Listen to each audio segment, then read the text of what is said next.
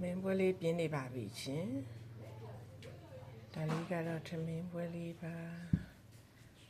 ဒါလေးကလေသမားဟင်းကျိုးဒီထဲမှာဘာတွေပါလဲဆိုတော့ပိန်းဥပါမယ်ပဲပင်ပေါက်ပါမယ်ဂွေရောက်ရက်ပါမယ်စုပုတ်ရက်ပါမယ်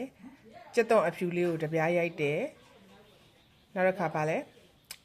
ဟိုဟာလေးနဲ့ပစွန်ကြောက်ကလေးအမှုန့်တောင်းလေးနဲ့ချက်ထားတယ်လေသမားဟင်းကျိုးပါဒါလေးကကြက်အာလူ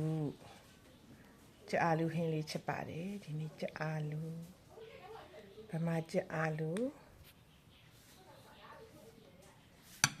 ဒါကဝတ္တသုံးတတတောဝတ္တသုံးတတပါ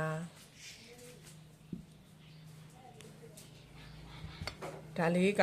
အင်္ဂါလှုပ်တဲ့ငရဲကြကိုခရမ်းကျင်သီးလေးနဲ့စီပြန်လေးချက်ထားပါတယ်ငရဲကြခရမ်းကျင်သီးစီပြန်ချက်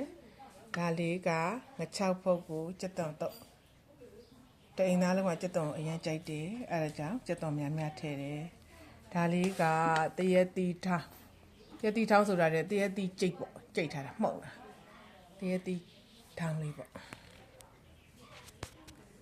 ကဲမမေအတွက်ထမင်းဝိုင်းလေးပြင်ပြီးပါပြီ